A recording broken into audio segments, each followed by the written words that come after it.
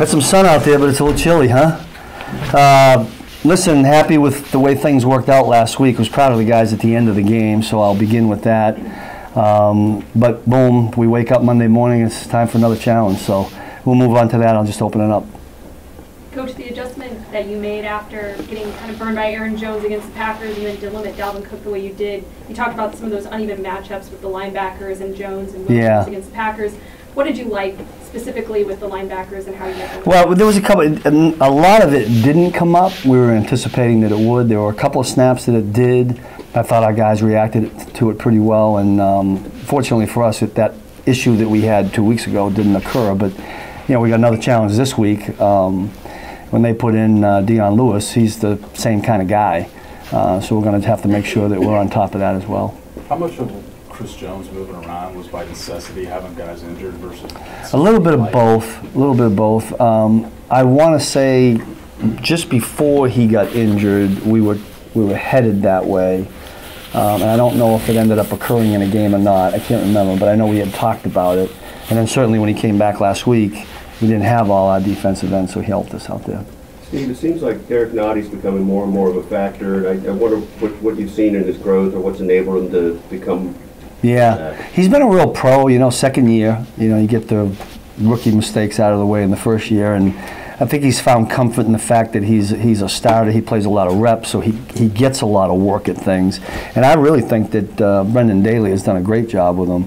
And that's a two-way street because Derek really has embraced the coaching from Coach Daly. And I think he gets better and better every week. He's been really solid for us. When you first saw him, what did you think he needed? I did like him when, what he needed, I'm not really sure. I mean, Brendan and I talked about it. I just trusted our D-line coaches. But I did like him. I remember when we evaluated all the players, I was impressed with, he wasn't a household name, but I did think he was a solid football player. And he's played that way. How much do you rely each week on Tyrann Mathieu, the Honey Badger, just getting everyone set up? Yeah. And how much trust do you? Yeah, a lot. He's a leader. I think the guys feel comfortable with him. The two guys back there that really unwind it for us and get everybody is really Hitch and Tyrann. And listen, they embrace those roles. They're really good at it. They're cerebral players. They can slow the game down within the game and help everybody else out. So it's been good. Yeah. You've talked a little bit before about part of the growth of the defense being you getting more comfortable and knowledgeable about players' strengths. I'm wondering if Tano lining up inside a little bit more, is that an example of that? What did you need to see? Yeah. Did he end up in there this past game? I lose track of. Some of that has to do with getting in the right situations to do it. I don't know if it's something where we put him in there at a consistent basis because I think he's really comfortable and does some good things for us on the edge as a defensive end and what we call a six technique. So as long as the guys inside that have been in there can keep getting it done, I don't feel like we need to do that. But it's nice to have the flexibility of somebody that can. Does Frank seem to be close to 100%? Yeah, I haven't asked, I haven't really checked with Rick. I mean, he's been out there practicing, but I mean, we're going to kind of go based on, he knows his body and the situation, the strength and all that, so we rely on his trust and see where we're at when we get to game time. The Titans made the QB change a couple weeks ago, 3 games of tape. Just what have you seen in Tannehill? Yeah, I've always thought he was a really good football player. Even when he was at A&M, I know he's a wideout. He's a really good athlete, so I think we got to be concerned about that. I showed a couple of clips where, let's not take for granted. Let's not think this is just a quarterback that sits there and throws it. And he can get out of the pocket. He can make some.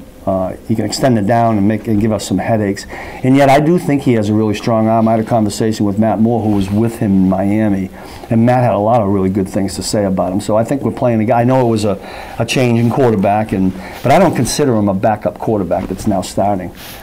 He was a starter for a long time, and we're going to approach it that way.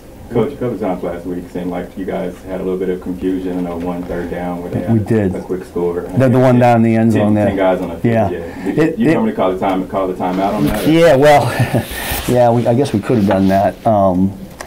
In this league, it's really challenging. What had happened and what we heard, they had either signaled or put in 2 different units within all of that. We send one in, and we've got bodies headed in there. Now, it's all the way from the 30 to, that's a tough one. We've worked on it.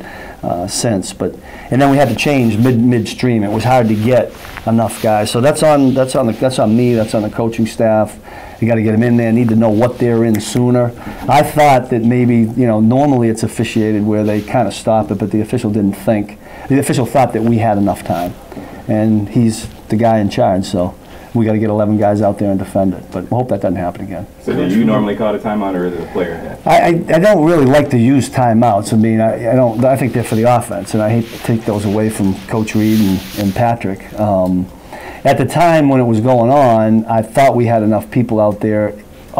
Most of the players played what was called. We had one or two that didn't get it, and kind of cost us a little bit. Steve, you said you worked on it this week. What specifically did you work on? Getting the right call there and getting the right package on the exercise of making substitutions in the red zone.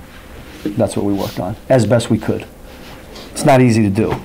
Yeah, it's not easy to simulate that. We tried to do it as best we could. Like if you were going to put on a play in high school, you'd go out and rehearse it, right? But I mean, that's the best we can do, and hopefully we can get it done. From the player that you first saw in Colin Saunders at training camp to who he is right now, just where's the biggest area of development from what you've seen from a guy that you didn't necessarily know was going to get thrown in, the injuries he's had to step in? What have you seen from him developmentally over the past He's got a lot more. He's a lot more confident guy than I thought, which I think is a good thing. I mean, coming from small school and whatnot. And again, I would go right back to the coaching he's getting from Brendan Daly, who I got a lot of respect for. I'm glad that we have him. I think those guys that embrace and absorb what he's teaching them, I think all get better as the season goes on. I think him and Derek are examples of that. Defense has been much improved over the past 3 weeks. We talked to Reggie, and he cited the idea, felt like guys were thinking too much, and that's not happening. Have you gotten the sense that over the past 3 weeks something has clicked with just everybody across the board? Yeah, I mean, I think they get comfortable with each other. I think they get comfortable with the calls. What are we going into? Game 10 or 11? Do my math. Then game 10. I mean, and we try not to change things very much so that it does stay consistent. Again, I always say this about defensive football in this league.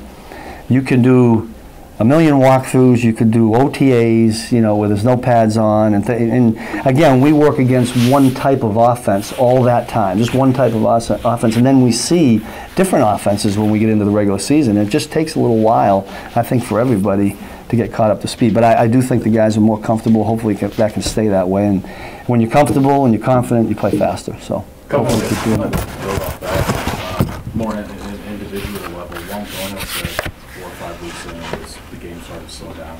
But yeah. What have you seen from him? Yeah, I think that would be true. I think any rookie in the league, it takes a full year before you get there. We're still living with a bunch of our rookies that are in there, we're still living with some mistakes. The position that he plays is, when they happen, it gets exposed. He's been pretty solid recently. We hope it stays that way. It's still about communication in the position that he plays. Coach, with all of that being said, when you first walked behind the podium, I asked you, what is the identity of your defense? Now, as you see it come together, as guys are maturing, as things are clicking, as guys are coming back from injury, what would you say now is the identity of this defense? Well, I mean, we would hope it would be a defense that plays fast and aggressive, and combine that with smart football. I mean, we're always talking about situational awareness. I think we got a ways to go in that, but it begins with I might have mentioned this way back when we talk about chasing perfection and relying on relentless. I just think defensive football comes back to that. I think probably what Reggie's talking about helps the relentless when you're more comfortable, less thinking, more playing.